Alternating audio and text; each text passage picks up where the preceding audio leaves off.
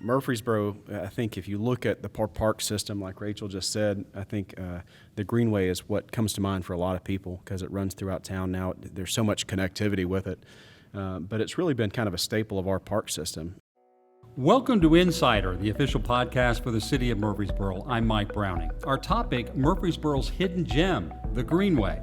Our guests are Murfreesboro Parks and Recreation Director Nate Williams and Assistant Director Rachel Singer, who recently unveiled the newest addition to our Greenway, the Barfield Crescent Trailhead, and its new stretch of Greenway that is already amazing people, and people are getting out there walking and biking. Thanks a lot for joining us today. Thank you for having us. And happy holidays as well. You too. You too. The Greenway really adds to our quality of life in Murfreesboro, and it is somewhat of a hidden gem because there are people who are regulars that do it almost daily, and they're the main patrons, but there's some people that have never even really entered the Greenway. So part of our discussion here today is to, really bring up some awareness so that people can have a better understanding visually and through audio what we have to offer. How many miles is the Greenway now, and how many miles will it be when it's finished? So currently with this new section, we're up to a little over 15 miles of Greenway that runs, all through Murfreesboro, and we're really proud of that. And like you said, people from all walks of life, all ages, families, young ones, old ones, really do take advantage of the Greenway. And I would say that's probably the biggest compliment we get with Parks and Recreation is that constant compliment of the Greenway, the upkeep and the beauty of it, and the connectivity. The Greenway has been built in multiple phases, Nate, since about 1996, I think, is when maybe the first round was completed for walking, biking, and running. Murfreesboro's really considered kind of a model Greenway, is it not? I think so. Murfreesboro, I think if you look at the park system, like Rachel just said, I think the Greenway is what comes to mind for a lot of people because it runs throughout town now. There's so much connectivity with it. But it's really been kind of a staple of our park system. We think of it as really just a linear park. There's so many trailheads with playgrounds and different amenities at different areas. And it's really something that other communities, especially in the mid-state, have looked at and figured out how much it benefits. I think especially over the past 8 months, we talk about it a lot, about when people couldn't go to their normal gym or they couldn't do their normal activity. We found out a lot of people started using the Greenway and then started getting exposed to more open spaces and really made that a part of their daily life. So I think now more than ever, having the Greenway is realized as a tremendous asset for our community that's being used very widely. Have you had other communities come and want to visit it or talk to you about it? I'm proud of our park system, the support we get from our council and city administration for years back.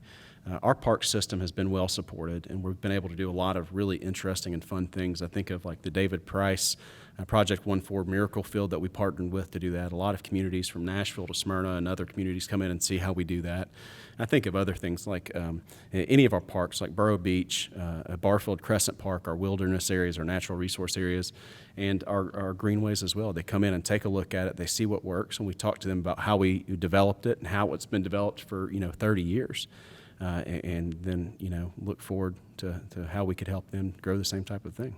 Former Congressman Bart Gordon and, of course, several past mayors in Murfreesboro should really receive some credit for how they've developed this. Yeah, we've had a lot of support. It goes back generations. You think about Mayor Reeves and then Mayor Bragg and then Mayor McFarland now are the mayors that still and have continued to support our Greenway system and our park system as a whole. But Congressman Gordon really spearheaded back, in the early 90s, the vision for what it could look like. And he still, I was on the phone with him earlier this week. He's still as passionate and still just probably our biggest advocate for greenways and trail systems across the community. So he's put in, 3 decades of work and continues really to advocate for the people of Murfreesboro to have the best trail system in the state. Rachel, Congressman Gordon was on hand for the unveiling or the opening of the latest stretch, the Barfield Crescent Trailhead. And that's really a neat stretch. I got to walk it myself and ride along that day. Talk about some of the features, the amenities there. Sure, it's a beautiful stretch, just like all of our greenways through Murfreesboro. But since this is kind of the new one, it's getting a lot of attention and has some unique features that you don't see on the other parts of the greenway, as well as some of the same features. So the parts that I like about this is it's really up close to the river. Most of our greenway is, but this section just really provides a lot of great river views. It kind of meanders through hardwoods and also some cedar glade areas, like areas, I should say, with lots of wildflowers and whatnot. So I think with our parks, and greenways included, that it's a great snapshot of our natural areas that are included in Murfreesboro that you might not see if you're driving through subdivisions and dropping kids off at school and whatnot. So if you get out to these areas like the Greenway, you're really going to see that natural resource that Murfreesboro has. So this is a great section to get out. It's got lots of wildlife in it. We've had lots of reports. I've seen some wildlife myself, but it's a neat connection when people see that. So we've got everything from great horned owls. We've got bobcats. We've got a really neat feature of great blue heron rookery. So with that species of bird, in the springtime, it's a very large bird, but they will gather in a few trees and build these ginormous nests and all have their babies at the same time. And so this section does have a rookery in it. So it's not just about exercise, it's about seeing some wildlife as you go. And I noticed on the South Ridge, I think it is, South Ridge, there's smaller trailheads along the way, and that one has parking right off of Barfield. It does, yep. So this new section is 2.6 miles.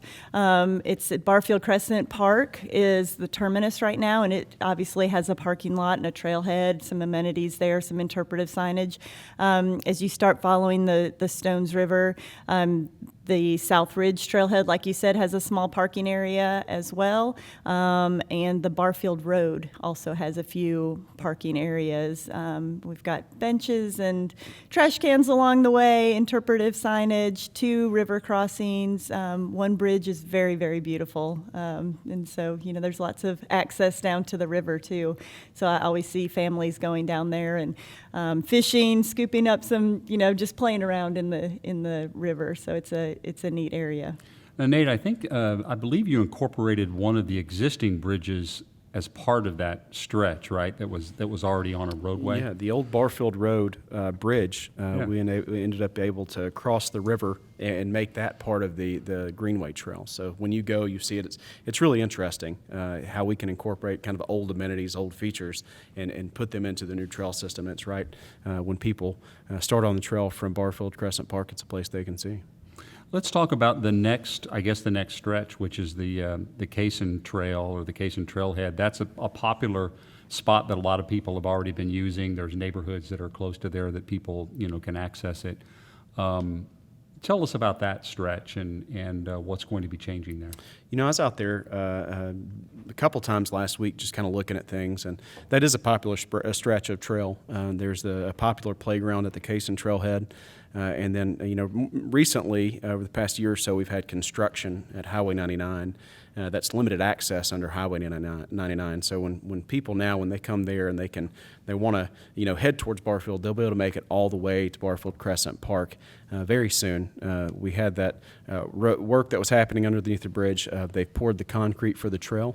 So it's going to be happening within days that they finish the gravel work and make it where it's completely open and people can access all the way from I guess you could look at Cannonsburg Village or Thompson Lane all the way to Barfield Crescent Park. So sometime before the new year, before 2021, it should be open? Yeah, it was supposed to be done just a couple days ago, but they hit a couple of snags with weather. But I went out there actually this morning and looked at it, and they do have the concrete poured.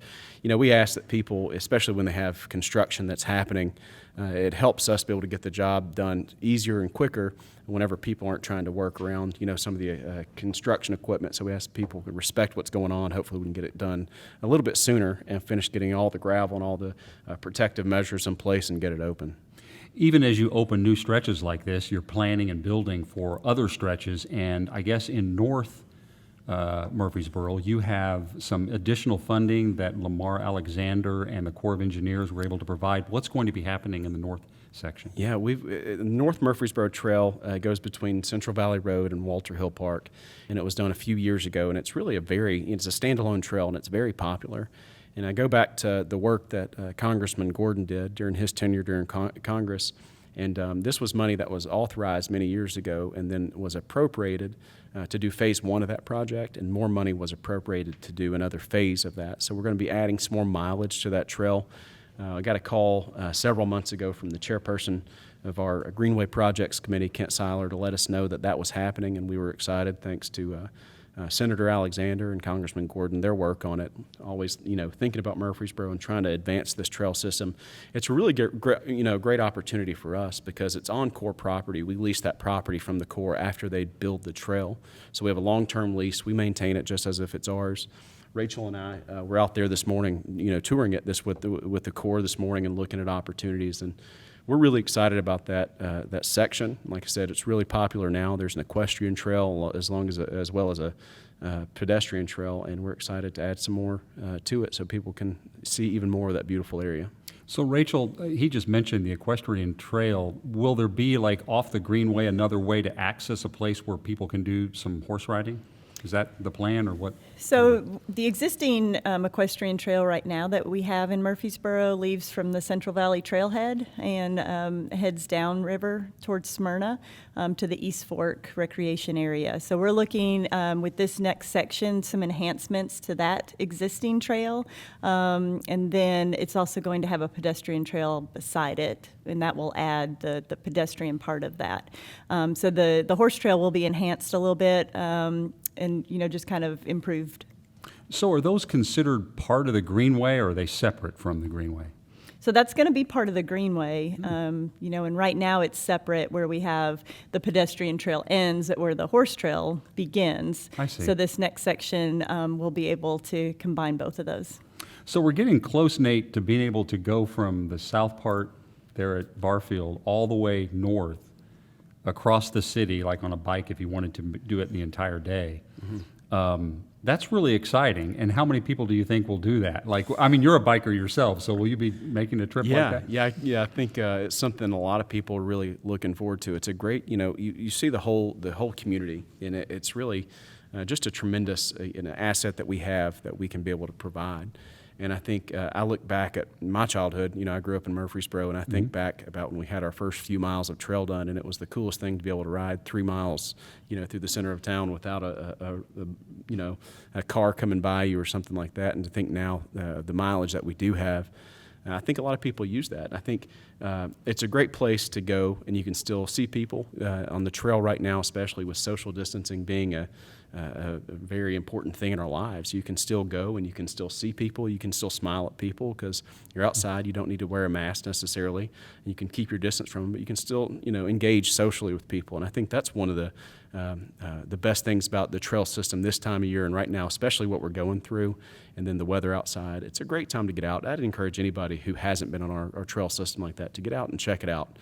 Just to get moving. I think any physician would recommend that's a good thing to do, and there's a great opportunity that's completely free with a trailhead relatively close to most people in Murfreesboro.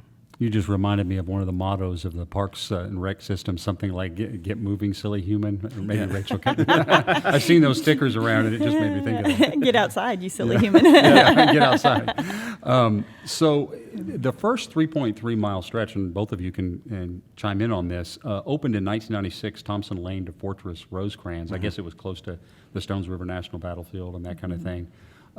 Maybe take us back. I don't know where you were at that time, and if Rachel, were you working for the city? Was this prior to your years here?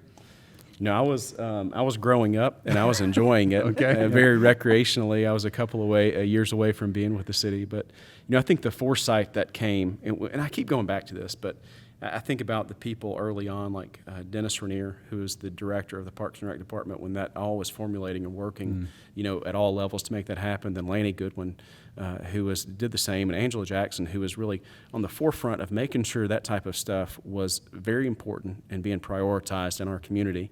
And I think we owe them a great, gratitude of appreciation, just because we wouldn't have it today unless we had the hard work that came, back in the 90s, in the early 90s, to have these conversations. But, Yeah, my family uses it all the time. We love it as a place to go. It's a fun way to get out. That's an important point you make. And Rachel, it's one thing to have a vision for something like a greenway, but if you're going to build something like that, you've really got to capture other people, get them involved, get them excited so that they see the vision and it becomes true. Mm-hmm. Because otherwise, with the funding involved and the work involved, it doesn't happen. Right. I think it's kind of back to, if you build it, they will come type, attitude. And just like Nate said, it's great that we had those people prior to us and now that we can enjoy it. And I think, the popularity of it kind of speaks to itself. And hopefully we can continue on the planning part of it so that down the road, the next generation still can say that about us. There's been some thought or some discussion that people have had about the Greenway when it finishes, and it's all finished in Murfreesboro, that eventually it could, this is a vision thing, it could stretch into Laverne and Smyrna and then on into Nashville. Have there been any conversations about that or thought about actually fulfilling that goal? Yeah. Right now we're working on plans to get the trail from Thompson Lane out to Siegel and then eventually connect to Walter Hill, so we can, make that standalone trail, the North Murfreesboro Trail, attached to the rest of the trail. But, it's a vision that we would like to accomplish, to go all the way to Smyrna with our trail system. And I think our trail on the North Murfreesboro Greenway really kind of tees us up for that. And it's something we're working towards and trying to get some, people to buy into what that vision could look like. And it's not just the city of Murfreesboro who, it would take to make that happen. Mm-hmm. We're trying to kind of cast that vision from us to the Corps of Engineers, to the town of Smyrna, and then the county as a whole, of what that could look like. And that's something down the road, but it's something we're just trying to think, generationally, what that could mean if we could actually accomplish that. And I think that's something that would be pretty cool. It may be at some point where you really have to engage people in volunteer work. Yeah. Like you do when they clean the greenway and mm-hmm. clear it of brush and all that. It may be that we get people to buy into this whole thing.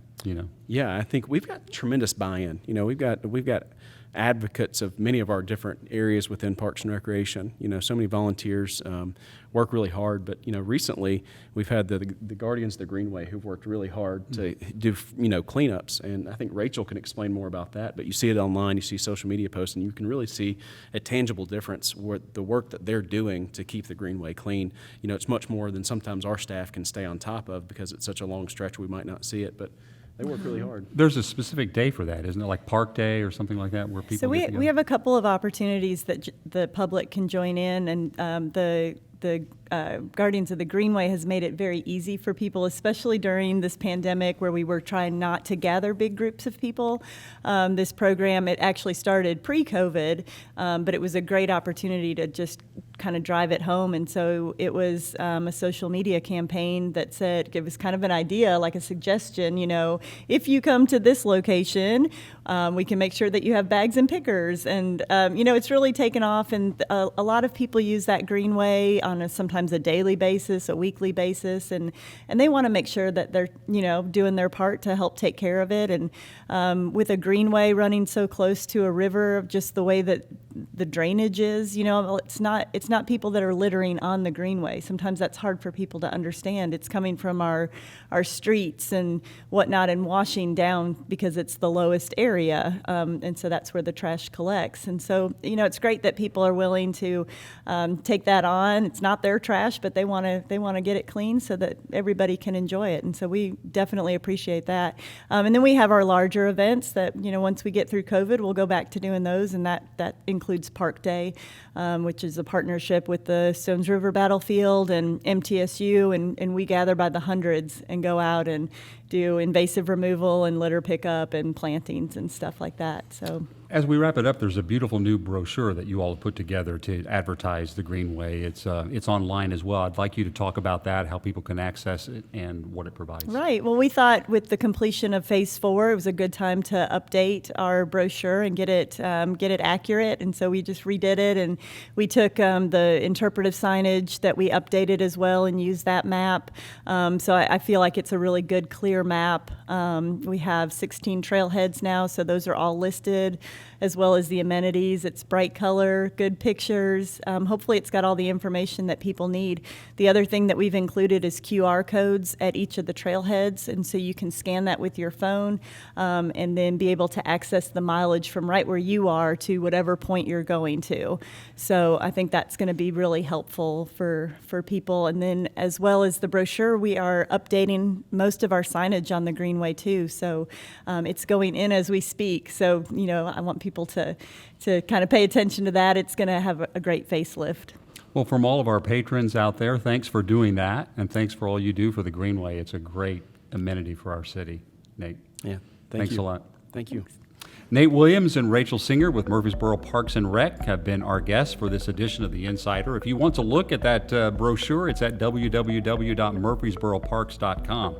We've been highlighting Murfreesboro's Greenway and originating this podcast from City Hall. Thanks for listening to The Insider via Podbean, Spotify, Apple Podcasts, and now our new platform for the mix, Amazon Music Audible. You can also watch The Insider on YouTube.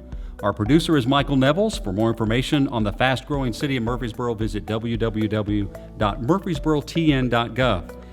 You've been listening to The Insider, the official podcast for the city of Murfreesboro. I'm Mike Browning. Thanks again for joining us.